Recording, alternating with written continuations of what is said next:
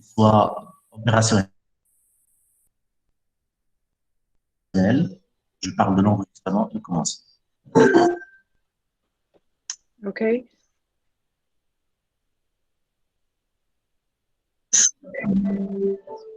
C'est bon. Okay, so Allez-y.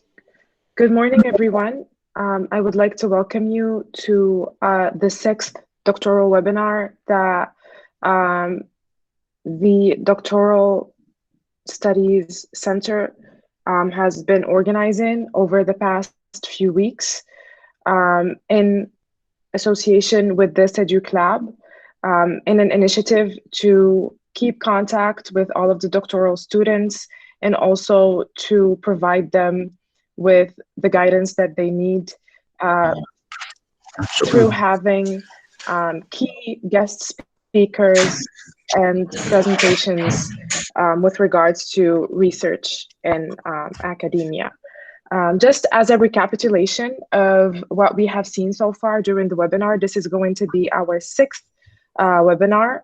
The first webinar that opened the series was led by Mr. Shenfouh, who dealt with qualitative and quantitative research. This webinar was followed by a webinar that was hosted by guest speaker, Professor Mehdi Qaddouri, who gave us a presentation that dealt with what the fundamental elements that make a researcher, and was followed by a presentation that dealt with critical readings of scientific articles. The third webinar was presented by Professor Gambour, who dealt with specifically with research in education technologies. His research was followed by, his presentation was followed by a speech from guest speaker, Professor Zarwal, who dealt with research within the humanities. And coming to the latest webinar that was presented by Professor Majuni, who dealt with soft skills in higher education. And so today's speaker is going to be our Professor Saeed Mentak. Professor Mentak is a professor in the English department at Mohammed First University. His main areas of research are literary criticism, and I think it is safe to say that Professor Mentak has now become one of the pioneers in literary and environmental criticism in Morocco, within the Moroccan academic arena, as he coordinates a master's program that deals with environmental criticism. But also, in addition to this, Professor Mentak has different research interests in which he has many publications that deal with political, religious studies, interfaith dialogue, and the issue of Islam and modernity, and the view of the West of Islam and the Islamic rhetoric and discourse. So without further ado, before I gave Professor Mentak the floor, I would like to invite everyone to please, if you have any questions, if you have any remarks, please write them in the chat room. We will later go through them, read them, and present them to Professor Mentak to answer. So please utilize the chat room. So without further ado, Professor Mentak, the floor is yours. Thank you very much, Sarah. Can you all hear me? Yes, sir. Yes, Good. sir. The sound is perfect. Okay, good morning, everyone. And I'm glad again to resume this intellectual relationship with you. It's always very interesting to know about research methodology, because most of you, or all of you, are really immersed in this task. And some of you, sometimes they feel that they are tired or psychologically fed up. But I think research is good in one sense, is that it teaches you how to endure difficulties, and at the same time using your brain. And I think that's a very good exercise. Of course, I think one of the things that researchers should avoid is the fact that they think that research can be done as quickly as possible. And this is wrong, in the sense that, you know, research relies most of the time, or all of the time, on a large knowledge on the topic, so that this will give you the floor to know where you are. It means that you situate yourself. And it's not easy to situate yourself in 1 year or even 2 years. But you know, it's an exercise that you have to be acquainted with all the time. Situating yourself means that you have to read a lot, means that you don't have to waste a lot of time, means that, as I told you last time, it means that you have to say no, that when you are busy, you tell people that I am busy, I have to finish with something. Right, so I have here, first of all, 5 strategies of introducing your topic. And I'm going to tell you what I think is the best one, or at the same time, the easiest one. Most of you think that to start with an introduction is the first requirement. And I think this is wrong. And I always tell my students that the introduction and the conclusion must be left till the end, till you finish with your parts. Because for one reason, sometimes when you plunge into your parts, you think that what you have stated in the introduction, okay, given the fact that you have already started with the introduction, you think that there are a lot of things that should be changed. So why waste time going back and forward to the introduction? Well, in fact, you can work on the parts, and at the same time, after you finish, then you focus on the introduction because it's final, and you focus on the conclusion because you have finished with your parts. This way, you know how you can handle the two, what I consider the 2 most important parts in your research are the introduction and the conclusion. And let me tell you that in English, we have only one introduction. Sometimes I see some doctoral dissertations where there is the general introduction and then the introduction, where there is the general conclusion, then the conclusion. In English culture, this is wrong. There is only one introduction and there is only one conclusion. Right, and we'll see why. Now let's talk about the 5 strategies of introduction. I think there is one that I also like. It's this strategy that is called inverted triangle introduction, moving from a general topic to a specific topic, or to your topic. Because when you move from a general idea, then you situate your topic, and of course you place the reader in a position where he or she can see what you mean very explicitly. Right, and let me remind you again, and I think my students know this, that this question of explicitly, I always advise you that when you are writing on a topic, bear in mind that the person who is reading your topic does not understand anything, okay, in your topic, which means that this makes you aware all the time of the fact that you should, you know, be as explicit as possible. Now, this moving from a general topic to a specific, to your specific topic is something easier that you can do. At the same time, it's easier. It's very effective. So I hear some. Excuse me, everyone. Can you please mute yourselves? Thank you. Yes, please. Okay.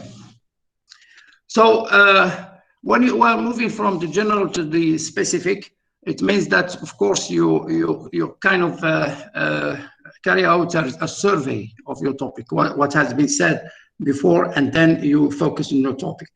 Then there is another type of introduction that I wouldn't advise you to do because it's very risky, is introducing your topic with a story, right? it's risky because you may not choose the right story, and your whole work will collapse. And so you'd better avoid this. There is the third one, beginning with a question, or what is called the interrogative introduction. Again, this can be risky in the sense that you may not choose the right question to ask, and then the whole thing again will collapse. The fourth one is capturing the reader's attention with something unexpected. That's what is called paradoxical introduction. It's like you are trying to draw him to a general belief about your topic, and then suddenly you change your strategy and you show him your real attitude. I find this very difficult, and so again, it's better to be avoided. Now, let me end with the one that is in the title of the webinar. It's identifying a gap in knowledge, or what is called minding the gap introduction.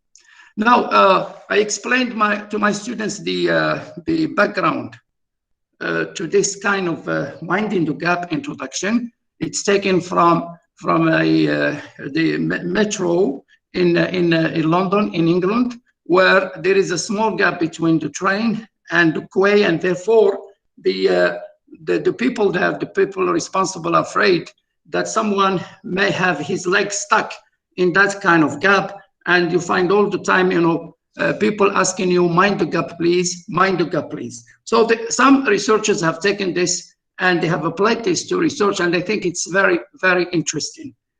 I will tell you why.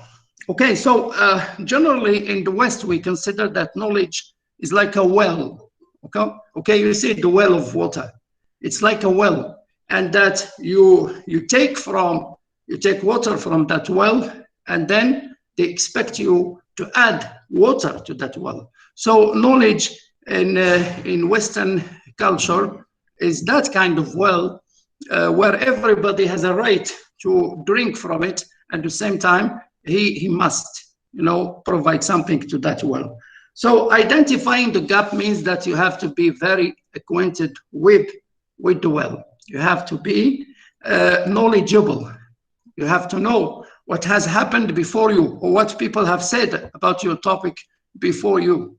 And this means that this requires a lot of work to do, a lot of reading to do, because you cannot spot the gap in knowledge in your topic or in topic discussed without having read a lot of work.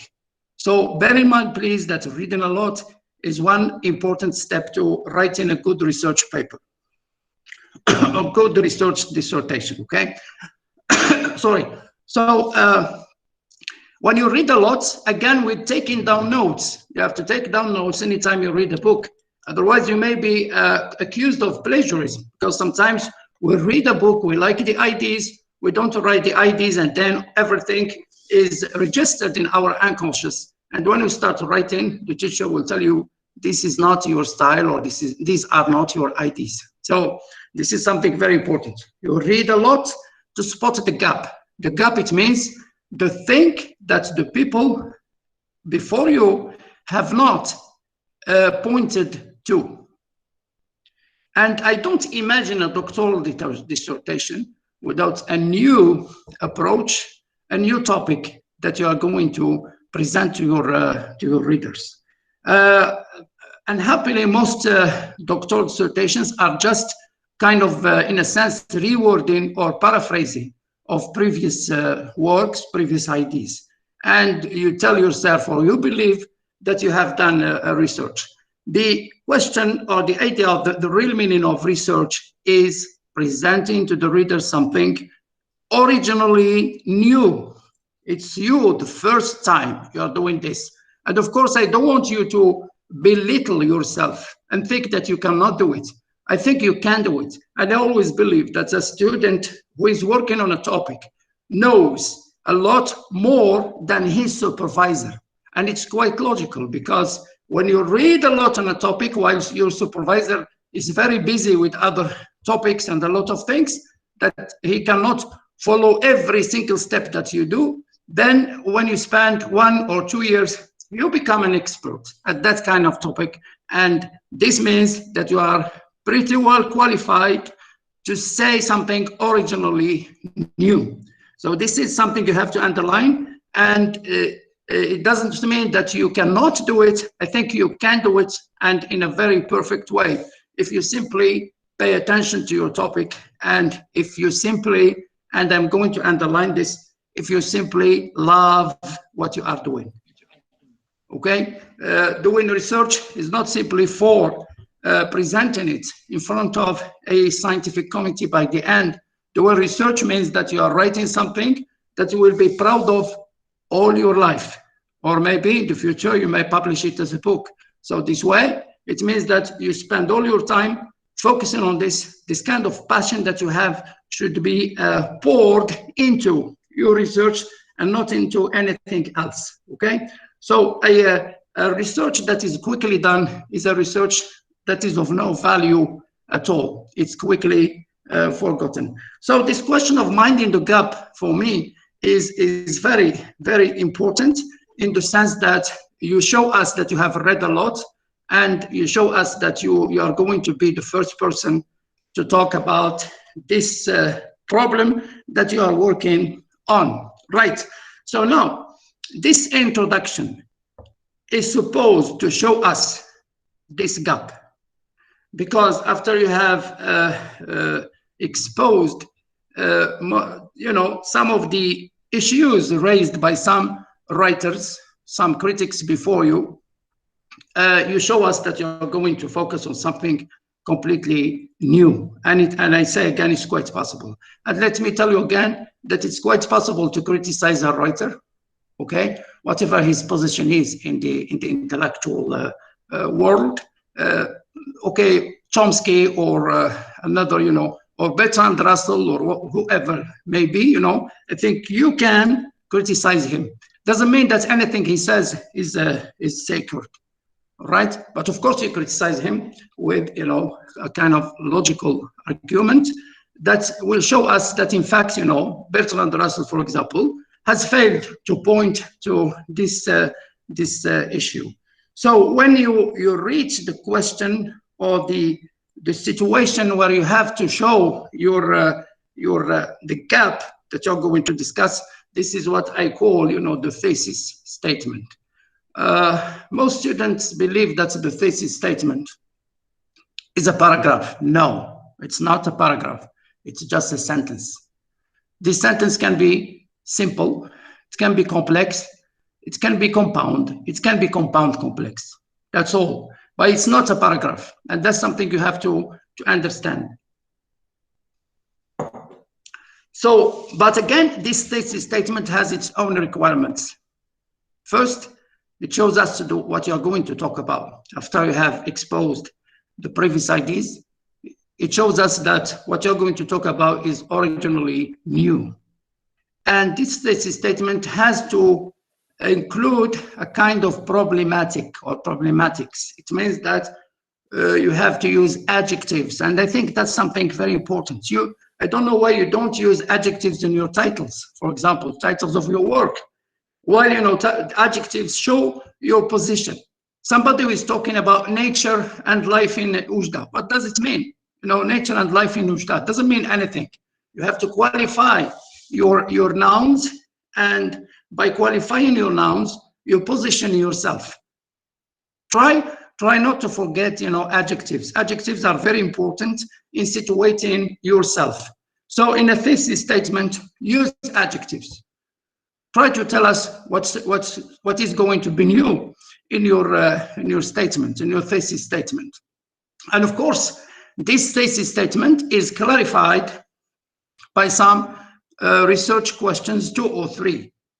Okay, and I think it's very important that you train yourself to this.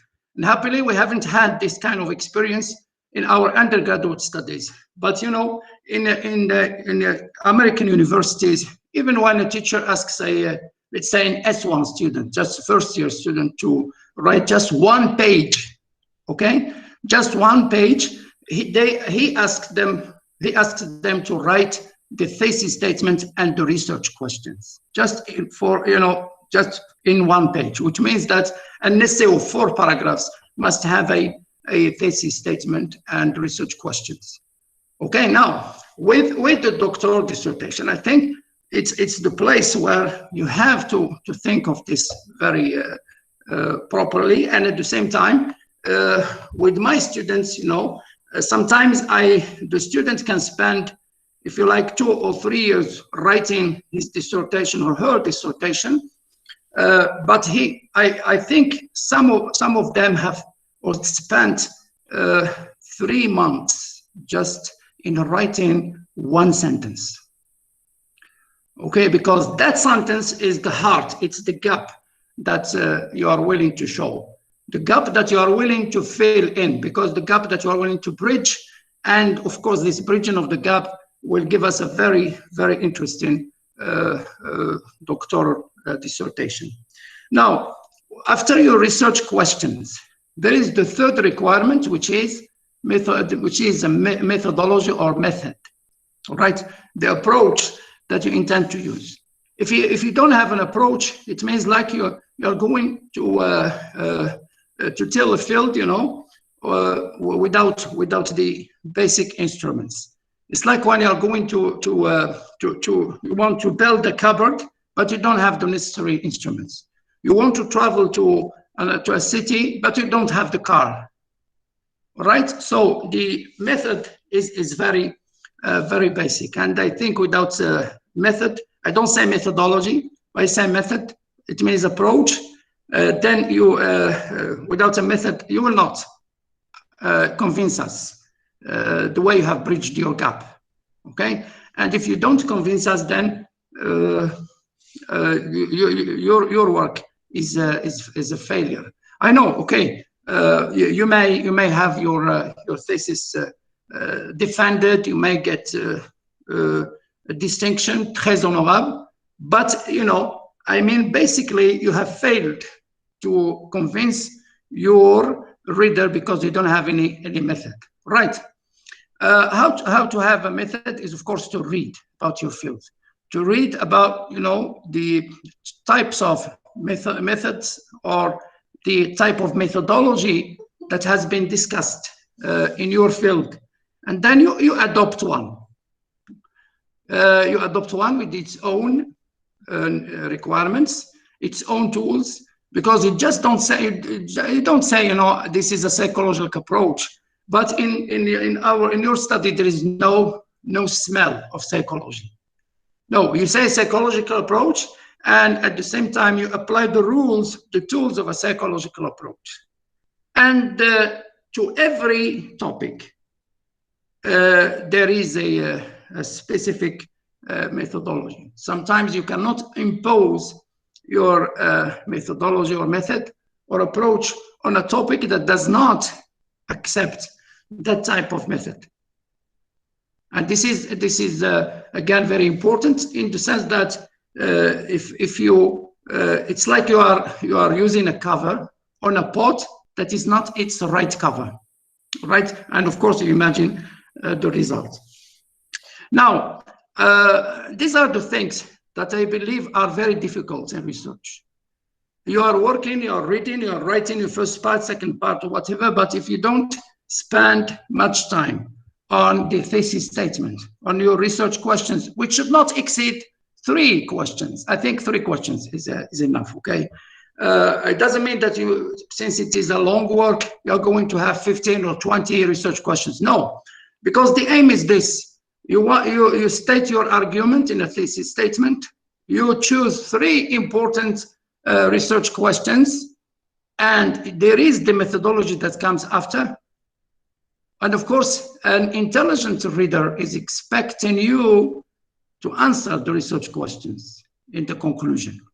After you have demonstrated in your part, first part, second part, or third part, after you have demonstrated your argument, you have convinced us.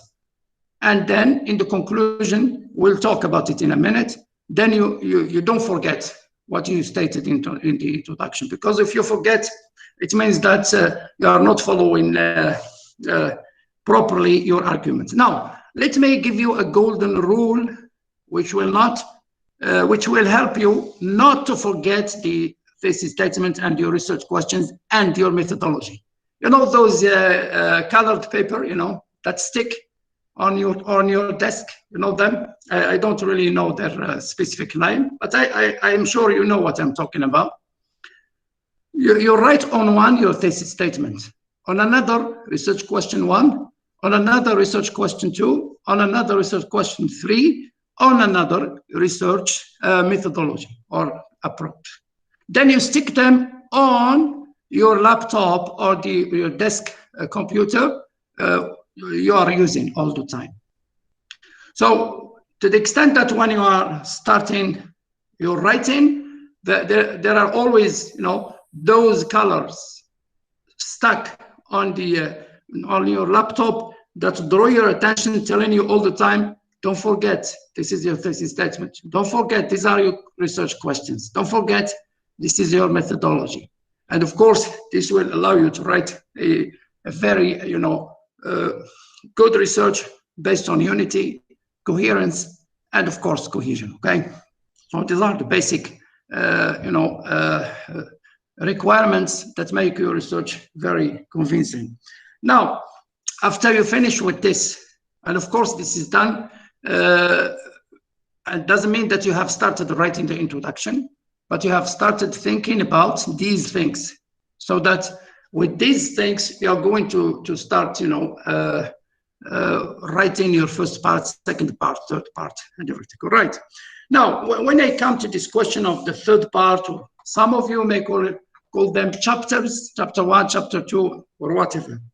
Now, the thing that most researchers fall into, and I think it's something that is not done on purpose, is that there are so many books on methodology of research, so many webinars, so many lectures on methodology of research. And now with the internet, you just click methodology of research and you will get, you know, thousands and thousands of books and articles on how to write a doctoral dissertation, all right?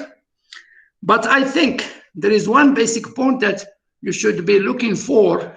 It is whether this methodology of research that this book is talking about, is it for social sciences or for literature? Is it for linguistics or for psychology? And of course, most they don't specify, okay? And this can be a kind of misleading methodology for you. You apply a methodology on literature while it is meant for social sciences. There are a few books that focus on literature, okay? It's not the humanities, that's wrong, okay? The humanities, you can include even social science, you can include other subjects. No, you focus on the methodology that deals with literature, methodology that deals with linguistics. And of course, if you are working on social science, that's no problem. It's not a big, it's not really a mistake. No, what I mean is that most of our students are graduating from the Faculty of Humanities, and mostly they think that they are using the right methodology, while in fact, the person is working on literature, and he or should be focusing on the methodology of literature, or methodology, the way of writing a linguistic research. That's why you find, you know, some people talking about quantitative and qualitative research, which we cannot apply to literature, because what is qualitative and quantitative in literature? There is nothing quantitative in literature, right? And I think I am telling you this because you have to be very careful when you are choosing a methodology of research. But mostly, I would advise you to follow your supervisor. But if your supervisor doesn't mind, so you should pay attention to this, right? If he tells you, okay, do whatever you like, then you should focus on this, because you want your research to be the best, basically the best, because after defending your research, you may intend, or you may have the intention to publish it. And when you publish it in, let's say, in Britain or the United States, they will tell you, look, sir, or look, lady, this is what we require. that you have to rewrite the whole thing. All right, so you have to pay attention to this, and that's why this mind in the gap methodology, or this mind in the gap position, is very interesting. It helps you to be open to a lot of ideas coming from different sources. It helps you to look for the right methodology. It helps you to spot the gap that has not been discussed in previous research. So I want you to understand that now you are in a position of a writer. You are not in a position of let's say a mediatory communicator, just telling us what the people have said. No, we want you to tell us what you think, and of course in a very logical way. So I believe that's the most important thing in a doctoral dissertation, is the title that should be qualified, as I said, using adjectives. It is the thesis statement. It is, the research questions, and it is methodology. If you don't have these requirements, I don't think your dissertation is worth reading. All right, and of course, I'm not talking about mistakes in grammar, mistakes in writing sentences. That's something that I believe it's a shame to talk about this at your stage. Okay, if you still don't know any chapters, in grammar, you hurry up, please, and go home and take a book of grammar and read it from start to finish. Don't be ashamed to read grammar. It's very, very helpful. I myself do it every day. So it's always good to refresh your memory. It's good to maybe to bridge those gaps that were not bridged when you were a student. Maybe because of time, you didn't have time to study the whole chapters, all the chapters in grammar. Maybe because of time, you did not study some composition rules. But at your stage now, you are doing both work at the same time. You are working for your topic, looking for ideas, and at the same time, you are kind of improving your English. That this is something very, very important. Right. Now, when you are, I think when you have this idea in your mind that you are going to work on a certain topic, and of course you are reading books, articles, and taking down notes. It's very important that you take down notes, that you have cards, the American method, that you have cards, you number them, you put them between inverted commas, put the quotation between inverted commas if it is direct quotation or quoted to letter. You show that it's paraphrasing, it's your paraphrasing, and of course you have to mention the source all the time. That's something I have to repeat, because some students believe that if you paraphrase, you don't have to mention the source. No, you mention the source because it's not your idea, it's the idea of the writer you have paraphrased. And I think the one helpful method is that when you write down a citation, sometimes there are some ideas that ring in your mind. These are what I call, first impressions. And the first impressions are always very useful by the end of your research. You write your first impressions by using a green color, or red color, a different color, right? So this way you say, these are my impressions. And of course, these impressions cannot be remembered when you forget to write them. Once they come to your mind, just once.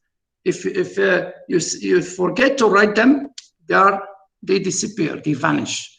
So the best way is that when you finish the quotation, you say, this impression, I'll write it down. Whatever your impressions are about the quotation can be useful, even if they are stupid impressions. Okay, even if you say, I don't like this guy, he's just, joking, he must be joking.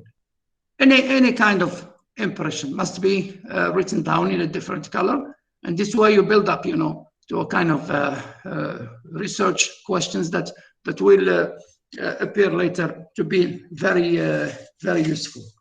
All right. So after studying this, and I think you have to think of your research in this way. And if you think that you can write a doctoral dissertation without these requirements, then your dissertation is a failure. Okay, and personally, I don't finish reading the dissertations that do not start or that show the introduction that there is a thesis statement, research questions, and an approach. Okay, because one problem that is posed here is that if you don't have these requirements in your introduction, I can just open your thesis dissertation to any page. I can read it and I can understand one thing, because there is no argument. How can you have an argument when there is no thesis statement? It's quite impossible. Right now, let's go to the conclusion. Now, the conclusion can again rely on some strategies. Let me summarize them here.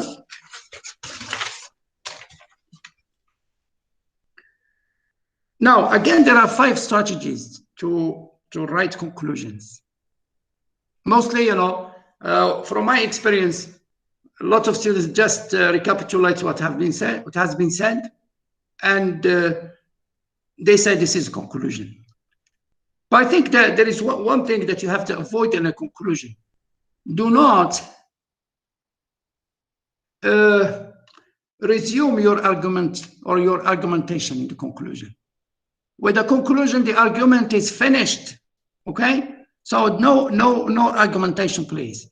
Because some of you raise some issues that should be debated anew, and the person starts debating the issues. No, the conclusion is to tell the reader, this is it, I have finished, and this is what I want you to understand. Right, now, let me first discuss the first strategy. Pull together the main claims of your dissertation. Don't simply repeat points you make in your doctoral dissertation. Instead, show readers how the points you make fit together. Okay, this is not just repetition. This is showing your reader how your points fit together. Because you always have this kind of thesis statement in your mind. You always have your research questions in your mind, and of course your method. So show him or her how this fits together, right? It's not simply repeating things. It's not simply summarizing, right? Of course, even if you summarize, you say this point fits with this one. Of course, not directly, just indirectly. You show the reader why have you discussed in the first part this, and in the second part that, and the second part or the third part this, and then you show this. So this is one way. So second strategy is to answer the question, so what?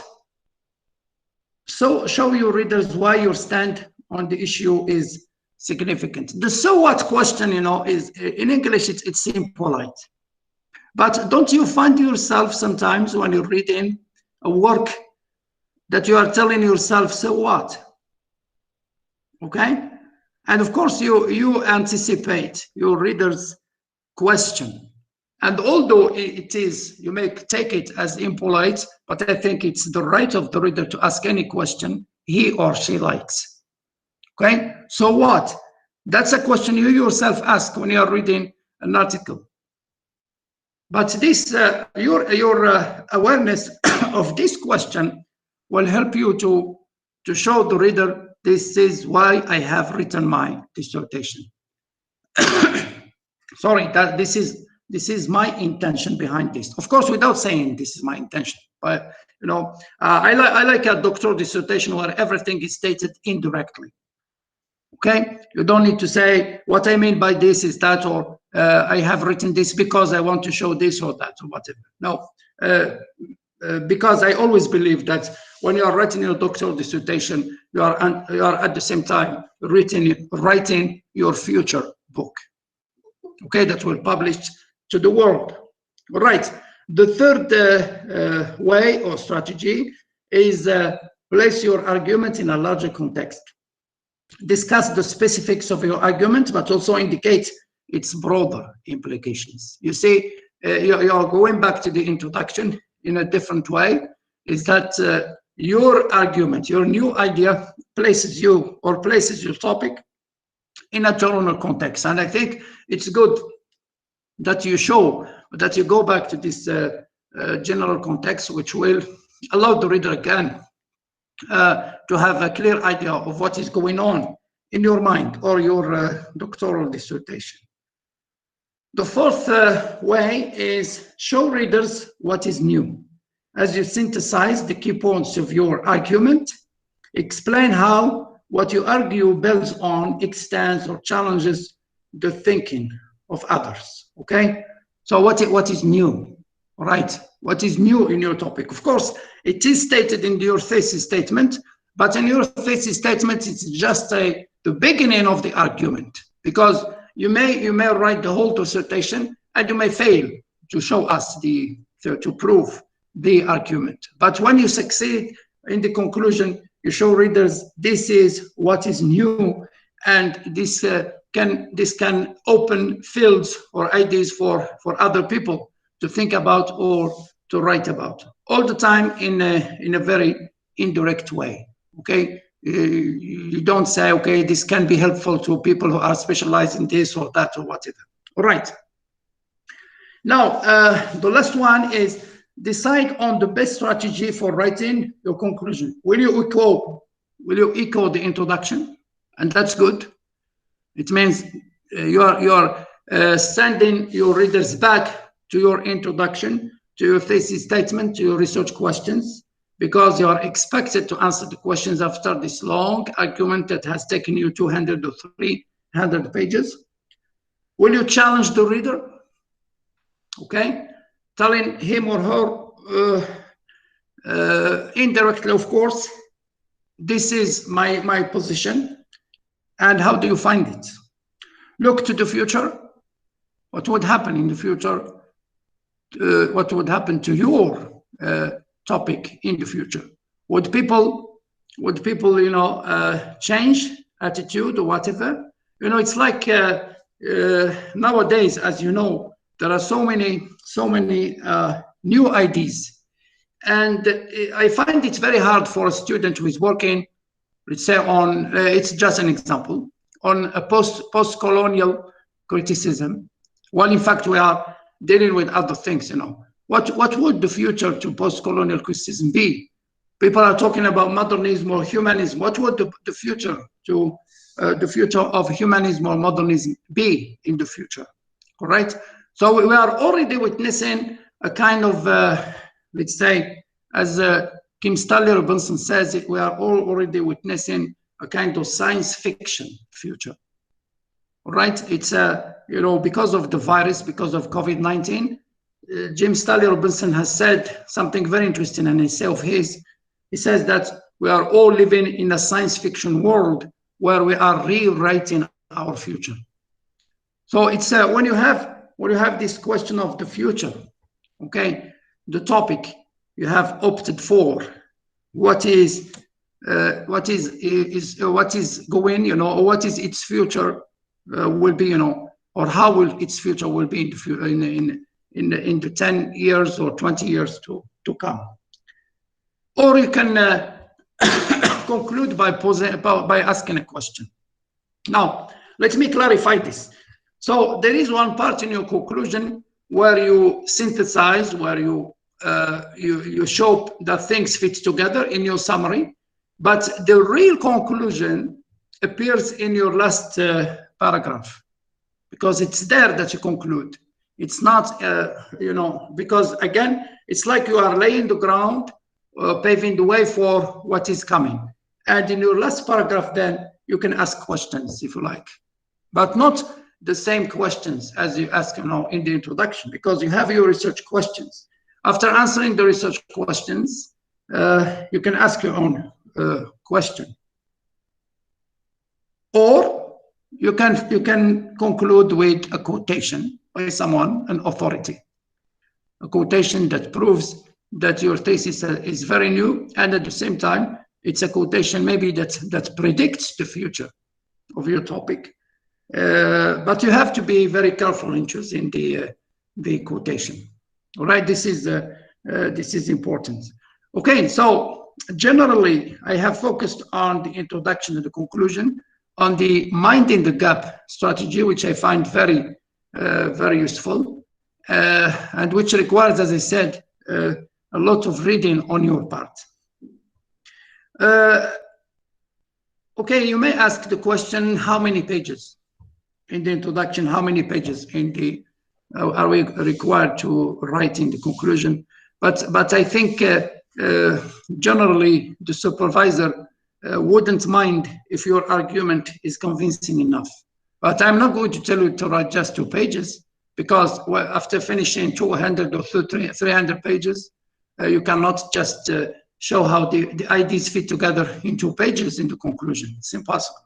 So you will need about 10, 11, or 12, the same in the introduction. There is one thing that I would advise you to avoid, is that some people, and again, this is done in social sciences, not in literature or linguistics. You say, these are the defects of my dissertation. Okay, if you have the defects, why have you written it? Okay, there are no defects. You defend your position. You tell yourself that my topic is the best and my argument is the best. I say you tell yourself, huh? Don't write it down. You tell yourself at home that my argument is the best. So if somebody tells you, where are the flaws? You ask him, look for them yourself. I have no flaws in my dissertation. So why do you say by the end, these are the flaws? Maybe people in linguistics who are doing field research, they are allowed to say, okay, these are the limitations. Because of the virus, for example, I've been unable to go and carry out interviews with people. Okay, these are quite logical. But when you say these are the flaws, it's like, again, indirectly telling us that your supervisor has not been smart enough to notice your flaws. You see what I mean? I think that's something I find very strange, and I have never read in any research, I mean, Western paper, excepting for those, papers or dissertations where you are supposed to go outside, meet people, talk to people, where you are supposed to do field research. That's possible. But when you say in literature, for example, these are my weak points, or the weak points of this paper, I think I can tell you, you must be joking, because you have spent all your 3 or 4 or 5 years to tell us by the end that these are the flaws. Then why have you written, or why have you taken the trouble to write your dissertation?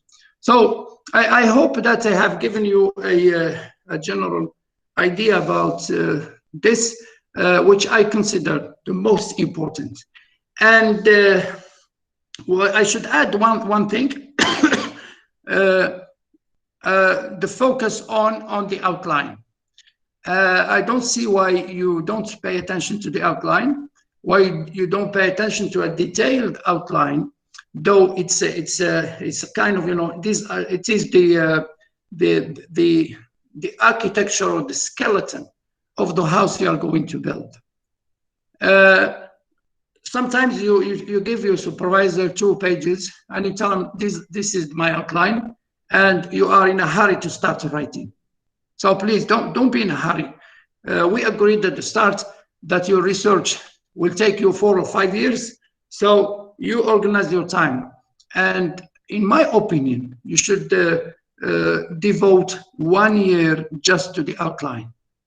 To the extent that by the end, you may have about 20 or 30 or even 50 pages outline. It's going to be so detailed that you're going to have the whole idea in front of your eyes.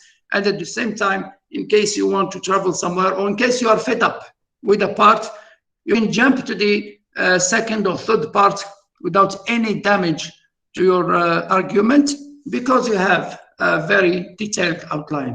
Please don't hurry up. It's wrong to hurry up. You have to take your time. What matters is that you don't waste your time. Every day, reserve, if you like, if you are a busy person, maybe teaching somewhere, or you have other responsibilities, you reserve the minimum of time. I told you last time that when you go home, you take a piece of paper and you say, how do I spend Monday? Or where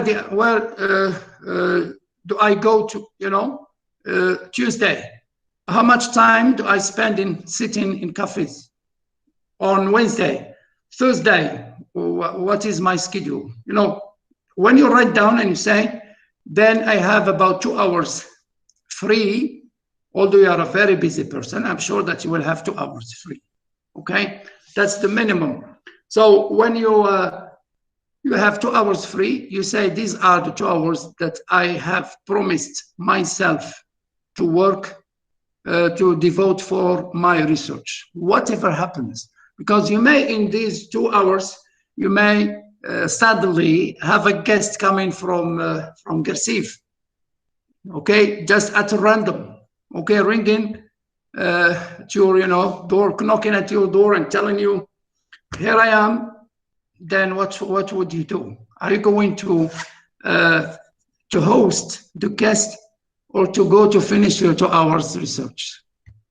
I know in Morocco it's very difficult, but in my opinion, I would tell him, please go inside, sit down. I will make you some coffee, but give me 2 hours, please, and I will be back to you. Okay? If he doesn't like it, you tell him what the Americans say, hit the wall, because this is very basic to you. Because what happens in life is very, very funny. Sometimes this guest comes, from a place, and he at random, without any previous notice. Then tomorrow you'll have the same hours. Something will happen. Then the day after, somebody will tell you, maybe my car has broken down, please come and help, right? There's always something to divert you from your research. And I think if you don't have a strong personality to say, no, you will not finish, okay? Or at least they will tell you, look, man, or look, lady, you have only 1 year left, and then you are going to squeeze your time and suffer to finish. So why don't you have a schedule where you can organize your time, and at the same time, you must have the courage to say no, right? Otherwise, you will never finish. So bear in mind that your research topic is always, or you are haunted by your research topic, to the extent that every day you think about it. And I think 2 hours is the minimum. But if you have time, in my opinion, 6 or 8 hours a day is the best way to finish. And now, of course, I have had some experiences with some students. Although they are very busy, they have managed to finish writing their doctoral dissertation just in 1 year. Okay, and it's a good work. It's written in a very good way, the way I like it. And this shows that with discipline, and because we are living in this culture of ours where there is no discipline, there is no timetable, I think you should impose your timetable. Otherwise, you will never finish. So I wish you all good luck, and I hope, and if you have any question, we may, again, expand on the topic more. Thank you very much. Thank you so much, Professor Mentak, for the very, very insightful, presentation. I'm going to just take a few minutes to kind of recap what you have spoken about. So Professor Mentak has presented us with how to deal with different parts of research, specifically strategies for writing your introduction and strategies to writing your conclusion parts, but also many, many guidelines for everything in between.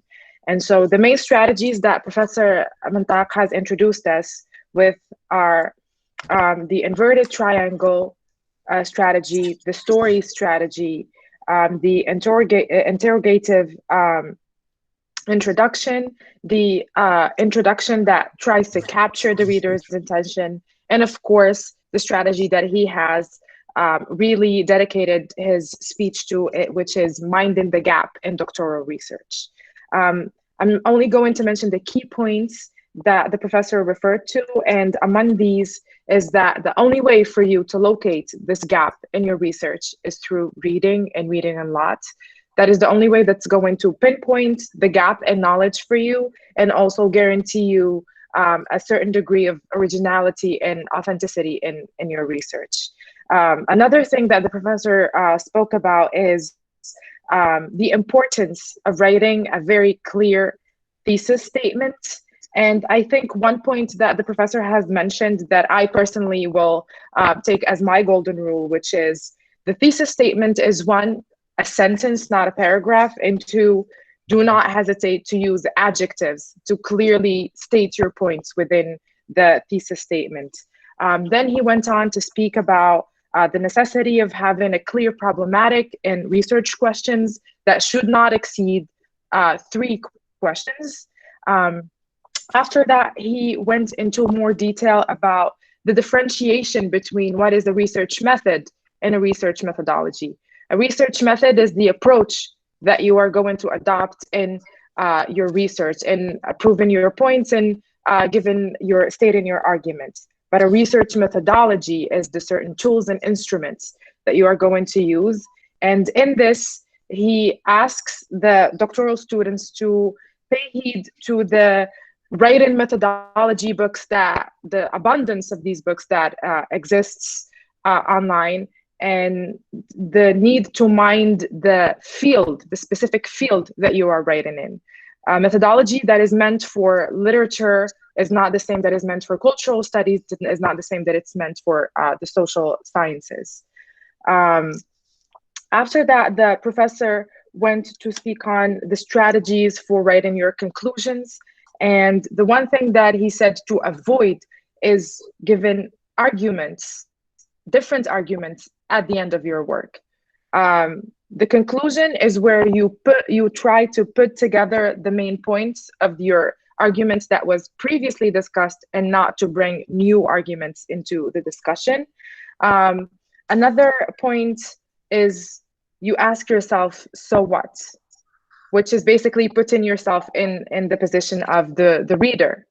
I have read this entire work, so what now? Another strategy for conclusion is stating the implications of your argument into the general contexts.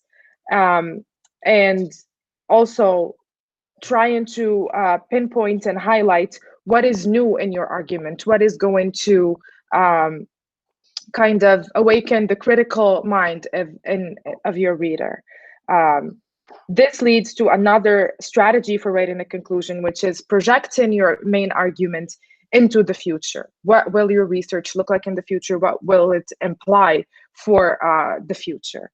And finally, the professor said that you can also end your conclusion with a quotation from a renowned writer or thinker. The last point that the professor talked about is dedicating enough time to having an outline to your work, a very detailed outline that eventually is going to really help you in staying on track and not losing sight of what your arguments are, what your methods are, what your methodologies are. And of course, discipline and time management are key in writing your thesis. Now I am going to go through the chat space, Professor, and I think I have a few questions for you. Mm-hmm. Yeah, go ahead. Okay, so the first question, I believe, is from Miss Kautar Lemghares, and her question is, the strategy of introduction, which is telling a story. She says, what type of story can she present in her introductory part? Yes, I told you to forget about this because it's difficult and risky.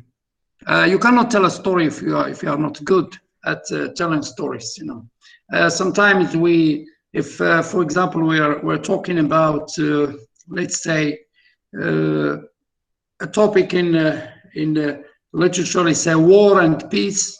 Okay, it's just an example.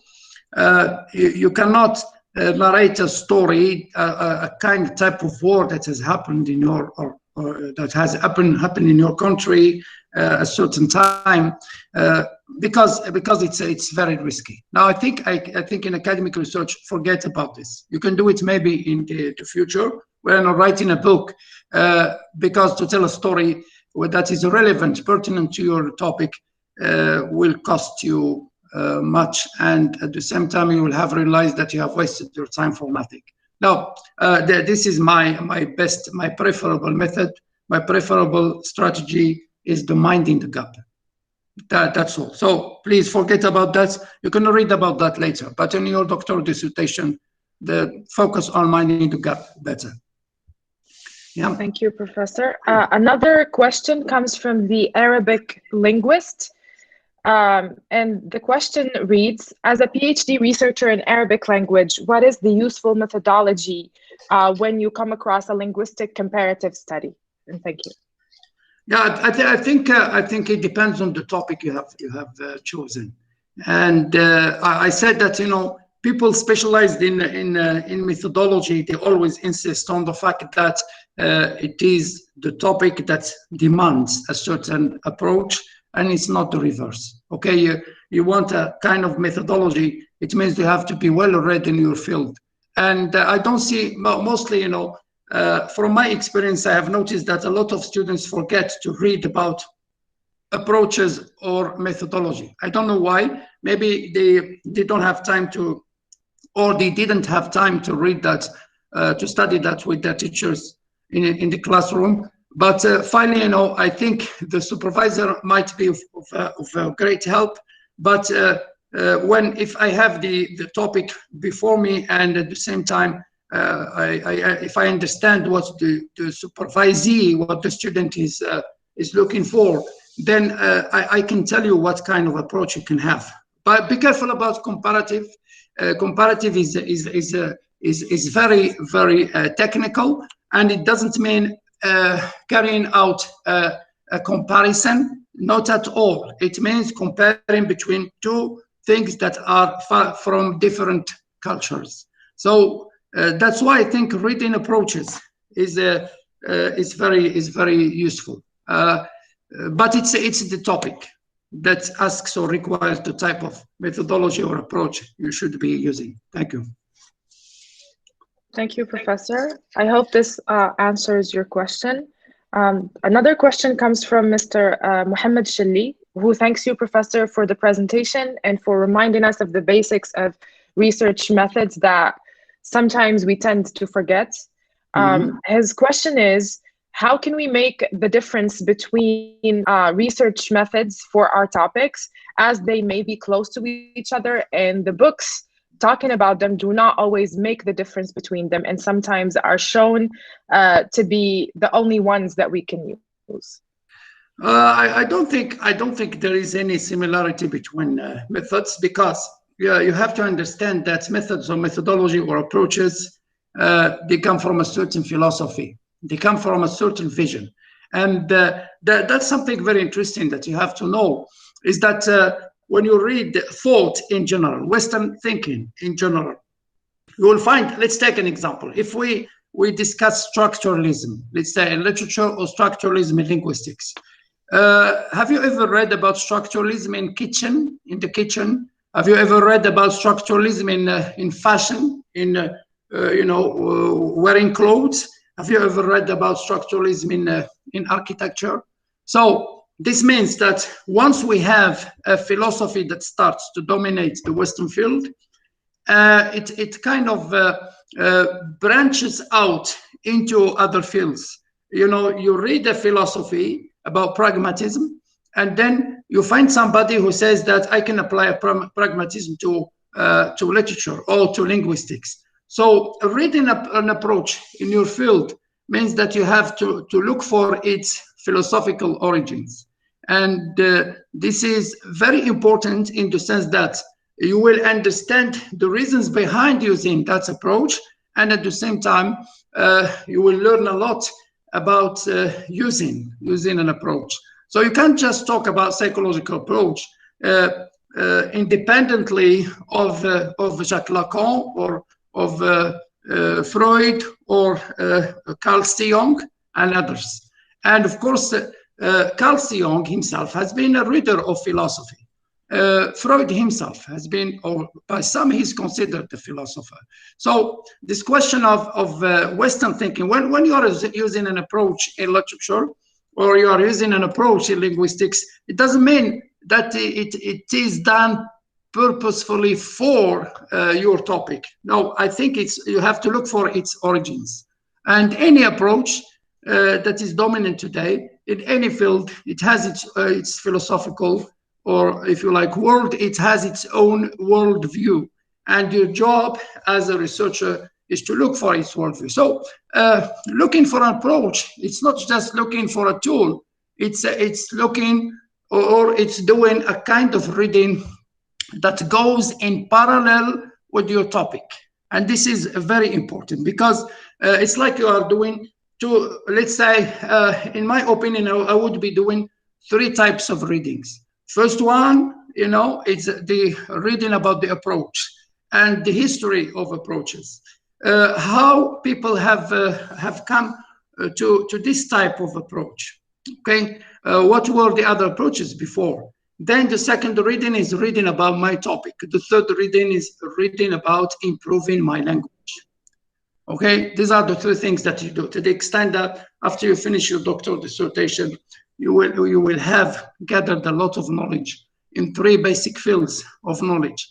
And I would qualify you then that you can be a very important writer in the future. Okay. Thank you, Professor.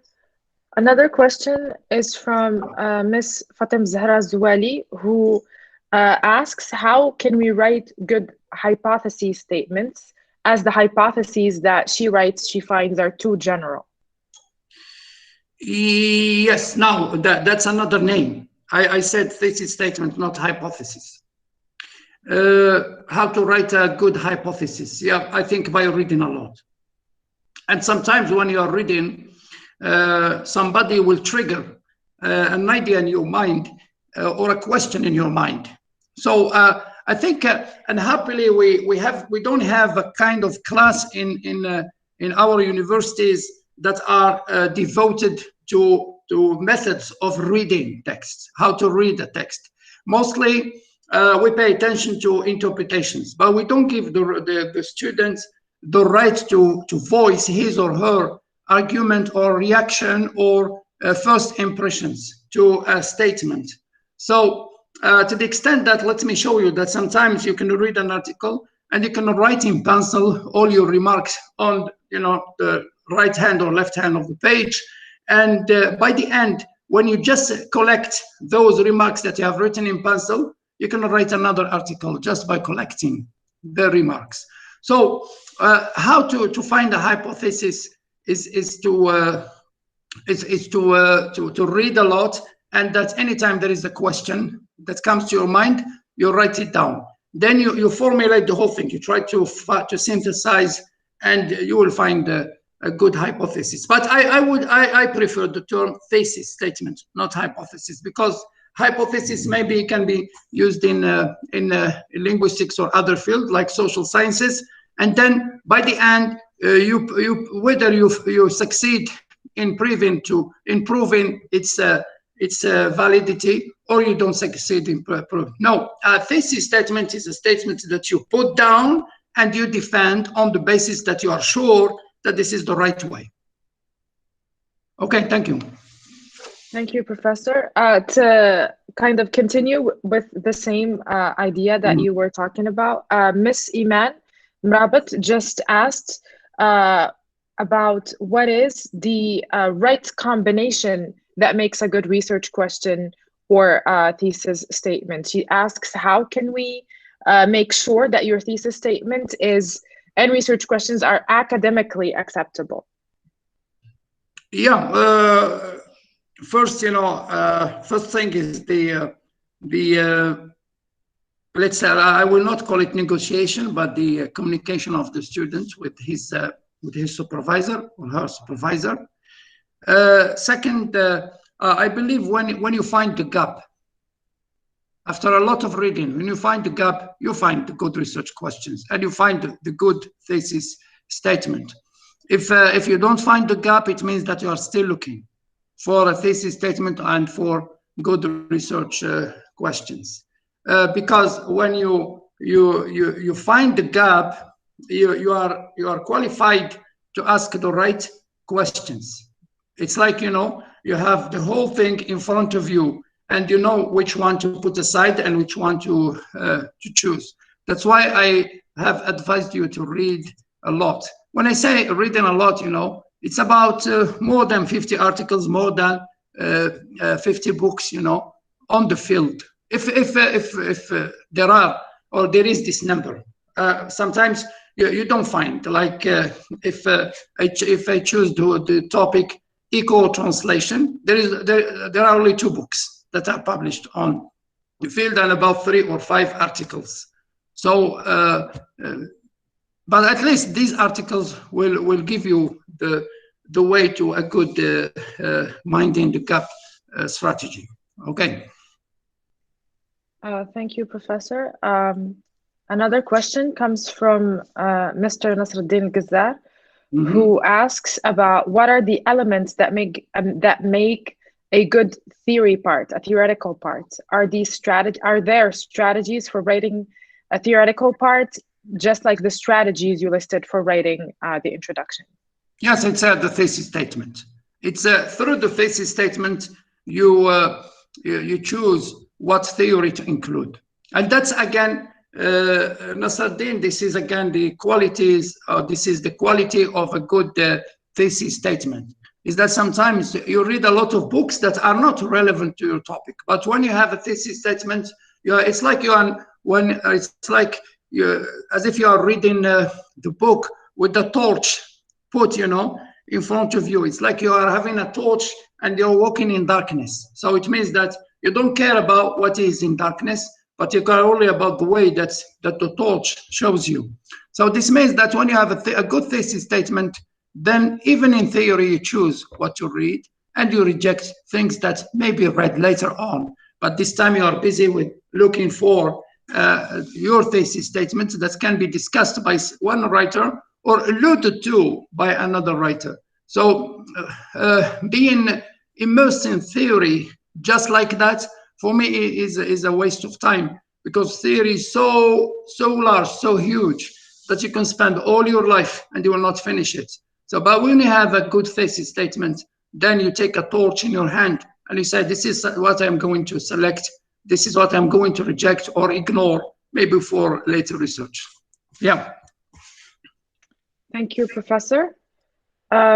One last question that we have before we conclude the webinar is from Ms. Hajar Taha, whose question is related to the types of outlines that we should opt for with regards to literary-oriented approaches, and what are the specifications of each outlines for literary-oriented approaches.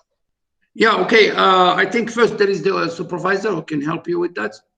Second, you have to read about how to write an outline, because we rarely come across chapters that discuss outlines.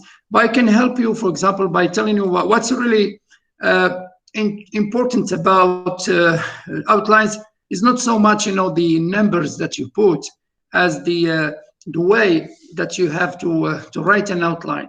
And generally in Western culture, we have 2 types of outlines. We have what is called the sentence outline and the phrase outline. So if you start your outline with phrase, you know what I mean by phrase, like life in Morocco, this is a phrase. Then you have to finish your whole outline as phrase outline. Never mix the 2. So we have the sentence outline. You may choose to have sentences in your outline, like life in Morocco is this. Okay, you may have even a question, because a question is a sentence. All right, like is life in Morocco beautiful? And you put a question mark. So these are the basic things to know about outlining. But mostly, I think in putting numbers, people in linguistics, they have their own way of putting numbers. But again, when you read the style of documentation, they tell you what to do. When you read the MLA, they will tell you that we are different from APA. When you read the Chicago style, they will tell you this is how we do it. But it's not wrong to choose any outline. But generally, we feel that the MLA style goes with literature. That's the API style with social sciences and linguistics. The Chicago style that is very much adopted nowadays by most, if not all, journals is again very useful, because it combines. It has two ways of dealing with documentation.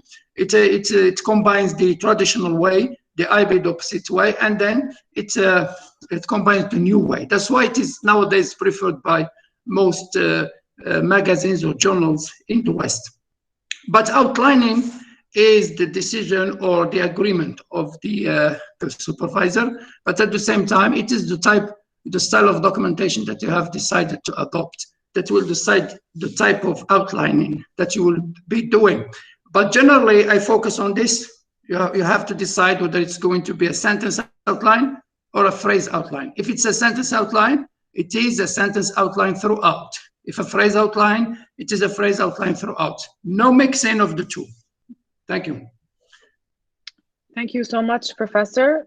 With this, we conclude the questions that we have in the chat. Just as a recap of Professor Mentak's answers, the main points that he hit on in his answers is the need for conducting many readings, and to actually have your readings dedicated to the philosophical origins of all of the approaches available, to be able to specify which one is better suited for you, readings related to your specific topic, and also readings, as he has just now mentioned, related to the style and formatting, the available types of styles and formatting from APA, MLA, Chicago, and the rest, and also making sure that you are always trying to update and brush up on your language and your grammar and your spelling.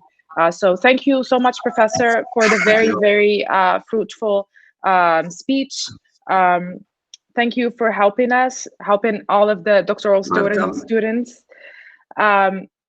I will give you, we're supposed to have two presenters within the same sixth webinar, which will be scheduled for next Saturday. It's going to be a to-be-continued version of the sixth doctoral webinar.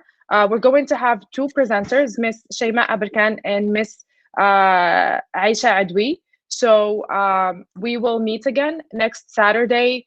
The link will be communicated to you within the following days. Thank you so much, and thank you again, Professor, for your participation.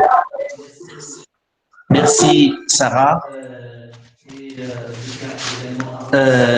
Je tiens également à remercier chaleureusement Dr Saïd Mentak pour avoir accepté de partager avec nous un peu de son temps précieux consacré à la recherche pour éclairer un petit peu la lanterne de nos doctorants.